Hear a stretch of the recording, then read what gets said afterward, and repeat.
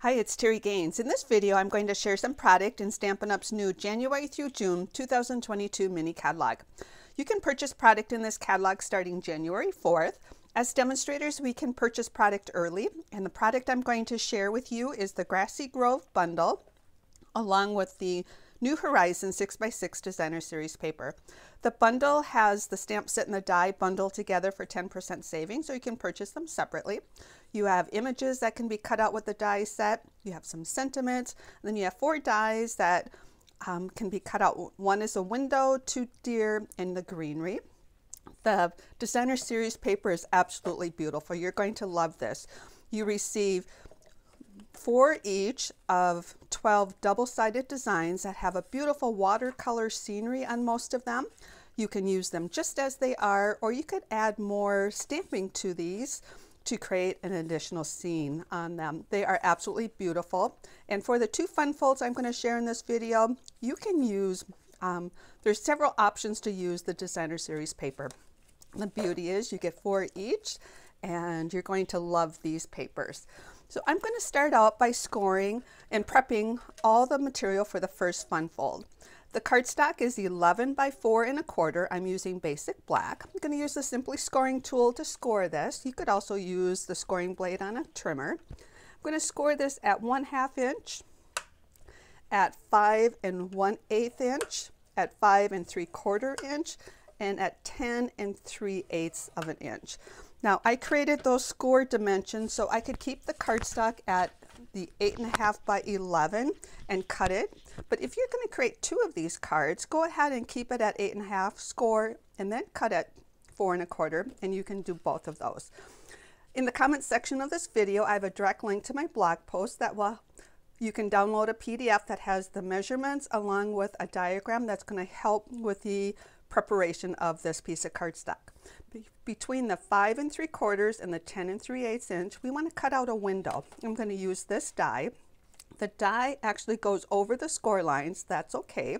So you're going to center it, and I use the edge of the die to put it parallel to the bottom of the cardstock to align that, and run that through my die cutting machine, and it will come out like this. So we have that prep work. For the deer, I've cut those out ahead of time, and I actually use some black dimensionals, and I've already got those prepped on the back. You don't need to put a lot on there, but I have a few. And when I cut my dimensionals in half and my sheet in half, and then I get some partial pieces that work out great for some of the narrower pieces. So we also need the Designer Series paper cut to be 4.5 by 4. Now I've got that prepped ahead of time here, but before I cut it, I'm going to use any of the papers that have a green on the bottom, because the deer are going to be added to this scene. So I actually chose this piece of paper, Designer Series paper, and I cut it down to be the 4.5 by 4. So I'm going to show you some additional samples when I get this one assembled using different papers. So you have many options for that. Then we need a basic white that is cut at 4 by 3 5/8. And this is going to be for our sentiment on the back of the card. And I've actually stamped that ahead of time. So that's the prep work we need before we start assembly. So once we have our prep work, we're going to fold all of these score lines to be a mountain fold. Now when you fold these around this window cutout, you're going to have some edges that come up like that. That just works perfect. Don't worry about that. We'll let that happen because this window overhang went beyond that area. But fold all of these to be a mountain fold. So I'm going to use my bone folder to help crease these. This one fold is going to be a simple shadow box card. This paper is going to be placed in here, and it's going to create the scene on the inside, and it's going to flatten to fit into a medium envelope. Now this dimension of the paper is going to give you 1/8 of an inch on the top and the bottom, and it's going to go really close to the score line. Because when you look in this window, I wanted the paper to go as close as possible to the score line, so we didn't see that gap there. Use your double-sided adhesive. I'm using Stampin' Up! Seal adhesive to apply this. So as I mentioned, it's going to be about 1/8 of an inch spacing on top and bottom and really close to the score line. So there, isn't that beautiful? But we're going to add the deer in here. So the one thing I want you to know is you need to kind of keep in mind that this main opening is off to the side. So sometimes it works best just to place your deer in here to see where you want them to be. And you can turn them any direction, either direction. I'm going to place them like that. So I'm going to open this up and then just take one at a time, because if I leave the other one there, then I have that for my placement. So let's see, I'm trying to keep my fingers out of the video, my hand out of the video. I'm going to place that guy right there. And then I can take the backing off of this one. And as you can see, hopefully I'm still on camera, I have a small, oh goodness, there we go. I have just half a dimensional here, or a portion one, so I've got to be careful getting that guy off. And of course, there we go. So now what I can do is place this one here. And there we go. So now we've got our scene added. And now we need to adhere this. So just by the dimensions, this back tab is shorter in length than this front one.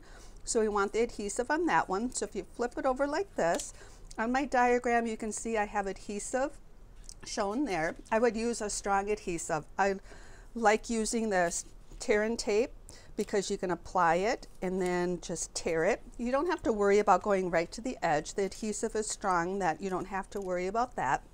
And I always stay away from that score line a little bit. I try not to put it up against the edge there. So before I peel that off, what I'm going to do is get this ready for assembly. We want this to fold flat to fit back into the envelope. So the tip is to make sure it's laying flat before you adhere your tabs together. So if you lay it flat, your adhesive is exposed here or on this panel, and this panel is going to go down on top of it. So for the tear and tape, if you apply some pressure, that will help get the backing off, and then fold this down. And now we have a fun fold shadow box card. Now this white paper, I've cut stamped ahead of time. You can place that on prior to the assembly, but sometimes I like to do it afterwards, or I usually do it afterwards just to make sure I don't put it on upside down. So that is where you would sign the card, and this card is perfect for many different occasions. And as I mentioned, I'm going to show you a few samples using some of the other papers. So here, this is the very same paper, and this is a different paper, but I stamped some of the images on the bottom. So you have such a beautiful selection of paper, and you're not going to go wrong with either one or any of them that you pick. I mentioned I have a second fun fold card, so let me bring that one in. So that one is also using black cardstock, and it is going to be the same in size as far as 11 by 4 1/4, and it's scored at 5 1/2. Then the window is going to be cut out of this panel. So I've done that prep work ahead of time, and I've got the window cut out. Now this card, I'm not going to add anything to the scene, so you can pick any of these papers, and it needs to be cut down to be 5 by 3 3/4, and I'm going to use this paper. Then we need a basic white cardstock that is 10 1/2 by 4, scored at 5 1/4. And this is going to be, this fold is going to be on the right, and this fold is going to be on the left. So what I did ahead of time is I stamped the inside of this with some of the some of the images, and the assembly of this one is so easy. What we're going to do, what you'll be doing if you duplicate this card, and I'm going to show you here, is we're going to take the designer series paper, place it on this basic white card. I said the fold is on the right, and then we're going to take this card and adhere it. I think I skipped that spot right there. There we go. And we're going to adhere it to the inside of this, equal spacing on all sides. And here we have a super simple, beautiful scenic card. perfect for many different occasions. I hope you enjoyed this video and found these fun folds to be something that you might want to reproduce. I apologize. I would love to have you subscribe to my YouTube channel. Click the red box under the video, then click the red bell to be notified when I upload new videos. Thanks for stopping by. I hope you enjoy creating this project. Take care and happy creating.